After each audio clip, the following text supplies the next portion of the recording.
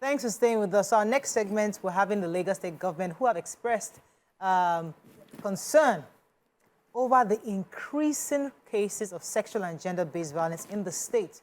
The Lagos State Domestic and Sexual Violence Agency says the agency handles an average of 300 domestic violence cases on a monthly basis, adding that in the last 10 years, they've had over 6,300 survivors and had assisted. Joining us now to discuss more on this is the Executive Secretary of the Lagos State Domestic and Sexual Violence Agency, Titilola Vivour-Adeniyi. Welcome to the show. Welcome. Good to have you. Thank you for having me. You see, when we hear your name, we automatically think DSVA, the sexual violence, because you have been there forever. Yes. You're the only person, 10 years. Yeah. Like you're the only person we've known on that place. So first of all, how has it been for the past 10 years? And how could you just summarize the success in the past 10 years, between when you started and where you are now? It's been interesting.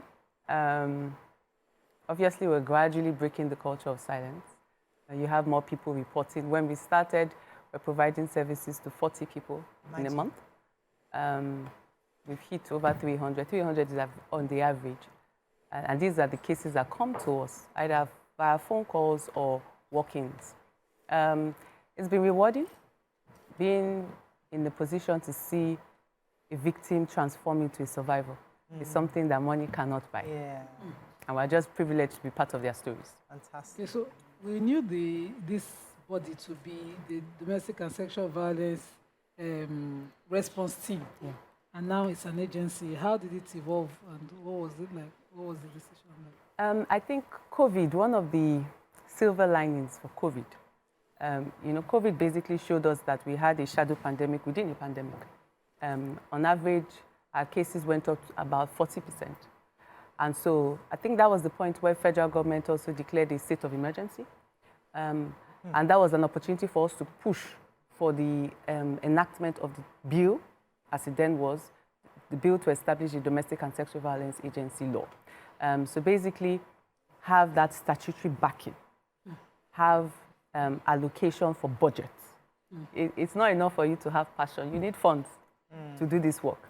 And so that was, the tipping point for us. And we're so grateful to Governor Sanwo-Olu for giving assent to the law on the 20th of September, 2021. And that's how we metamorphosed into a full-fledged statutory agency. We are still the only state in Nigeria that has a statutory agency devoted to domestic and sexual violence. That's fantastic. That's good. Yes, ma'am. Okay, so I'll ask, because of these, because of the cases you have handled and it has increased, what do you think is responsible for the increase in this domestic violence and sexual harassment? So these issues have always been there. What we're seeing now more, a combination of increase in reporting and increase in commission of the cases. Increase in reporting because there's more awareness. Okay. People are becoming more informed about support services that exist that they can take advantage of. We also have what we refer to as mandated reporters, people like APOCOs, Good Samaritans, reporting on behalf of survivors. Social media is also assisting in allowing people to share their stories. And ultimately, I think it's the political will in Lagos State that can be directly linked to the increase in reporting, survivors being able to access justice, and perpetrators being held accountable. I wanted to ask, because a lot of women, when they've been beaten or, there's been violence against them, they defend their husbands and they go back to the marriages, even after they have agreed that the husband, then they will go back. The cases that you're dealing with, do they go back to their husbands or do they find a new life? It's a combination of both. Okay. Sometimes they go back because they want the relationship. They just want the beating to stop. Or sometimes they say, I'm done. I want a separation. I want to file for divorce. So it depends on the survivor. And as advocates, as professionals, we're not there to tell people what to do. We are there to counsel on the different options available and help them to take a decision that they own and they run with. Okay, so that leads me to the next question. So the ones that go back, do they stop being attacked, or does the... I would think that's my question, because what is success for a survivor? So it depends on what the survivor wants. So a survivor may simply want the beating to stop. A survivor may want us to call the alleged abusive partner and threaten the partner. They may want an undertaking to be signed. They may want a restraining order. They may want the person to be jailed because it's a crime. Or they may just want to go their separate ways. So it depends on what the survivor wants. That informs our success. The intervention. Gone are the days where we would say we must convict. Because very few Nigerian women want their spouses jailed. They just want the beating to stop. You know. So yes, it depends on what they want. And it also depends on the evidence. You want to go to court, but there's no real evidence. There's no picture, there's no medical report. When you are going to court, it's not about emotions or sentiments. It's about the facts, you know. And that's why most times we may have to deploy alternative dispute resolution to address such cases. Okay, some of the challenges I believe that you'd have is how we differently interpret what domestic violence is. This morning, an actress, Toyin Tomato, said, was advising on a Zoom meeting saying, even if your husband is a madman, don't leave him. You have to put up with him because of the future. And she was giving advice. What are the challenges that you see in the course of, carrying out this laudable duty that you have, because it really is huge? What are the challenges that you see per time, per person, per woman, on how they view domestic violence? So I think there's a misconception about what domestic violence is. Some people think domestic violence is limited to physical abuse. So you hear things like, oh, is he beating you? He just didn't come home. He just gave you a little slap, but he's paying school fees. Why the force, So people need to realize that domestic violence is not limited to physical abuse.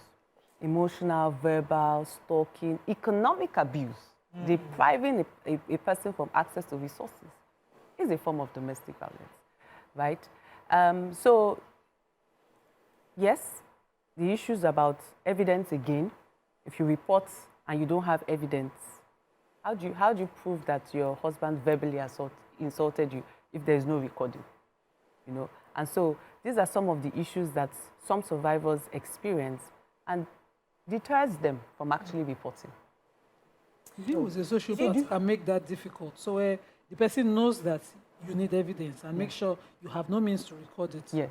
So how then, if they come out, how do you then protect? Do you offer homes to them where they insist, I have been abused and I want a better place, but I can't escape him. He's pursuing me and I don't have any evidence. What do you do? Yes, and that's why we use alternative dispute resolution in that kind of situation. And we do have homes. Lagos State government has a home for survivors of domestic violence, and we partner with NGOs that provide shelter services for survivors. You had an event recently where there was a summit, I think, where the theme was, are we doing enough? The question I'm asking is that, do you think we're doing enough to actually combat this?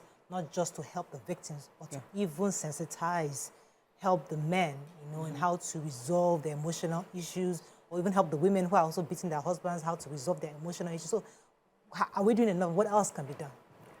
I think a whole lot can be done. I don't know if I can directly answer that question, but I do think that a lot is being done. Okay. We are trying to cover the field, but Lagos is huge. Sometimes it feels like as if we're not doing anything because of our sheer population. Yeah. As I speak with you, my colleagues are in Jakonde Market. We're engaging men on, breaking gender stereotypes. Men are cooking now in the market as I speak with you. And people may ask why. Women have lost their lives because they did not cook when they were supposed to cook. This idea that these roles are, gender specific. We always say a baby girl doesn't come into this life with an apron or a pot. It's socially ascribed, right? And so men also need to appreciate that these are gender stereotypes that unknowingly encourage the perpetration of gender-based violence. So a lot is being done, but obviously a lot more needs to be done. Do you have men who come to report cases as well? Oh, yes. That was going to be my question as well. What kind of issues? Yeah. Majority domestic violence. So few physical abuse, few. How about? Why do you some say women, as in some women who fight their husbands. Yes, some women are aggressive. And it's not limited to being aggressive to them. You have situations where maybe they are quarreling and the next thing, she takes his laptop, slams his laptop. Oh, Or we had a lady, she took his American passport and tore it into pieces. Right.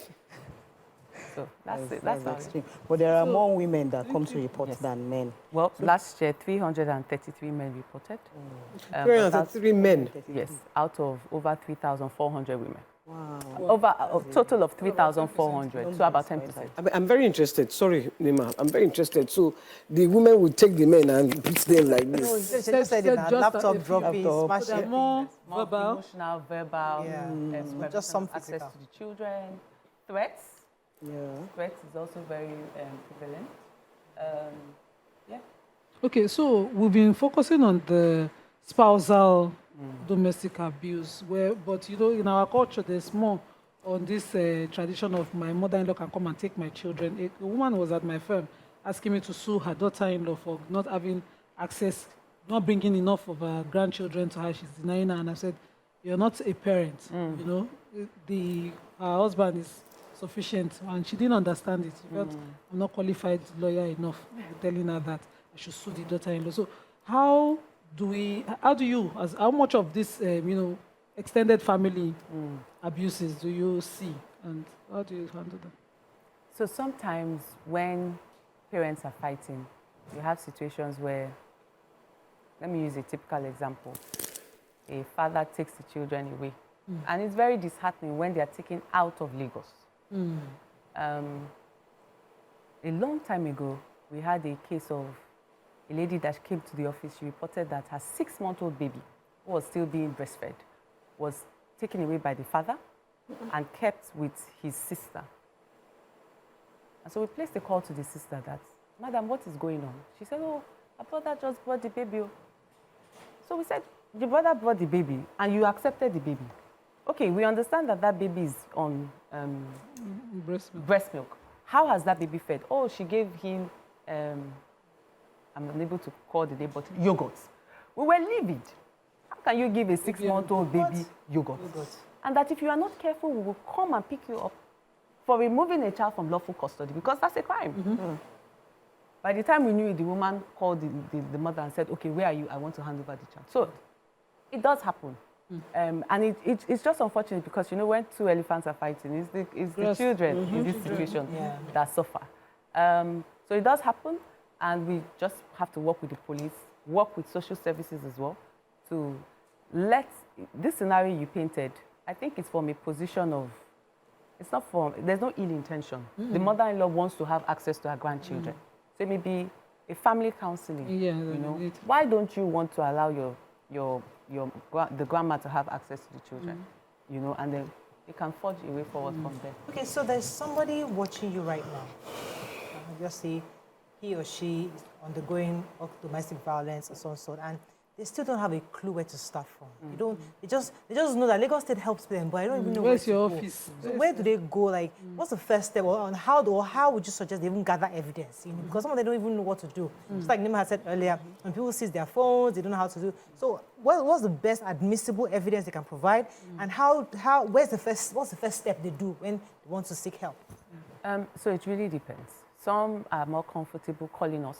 We have a toll-free line, 08000 333 333, 08000 333 333, available 24/7. And so you speak with a trained case officer that listens and tells you what to do. Okay.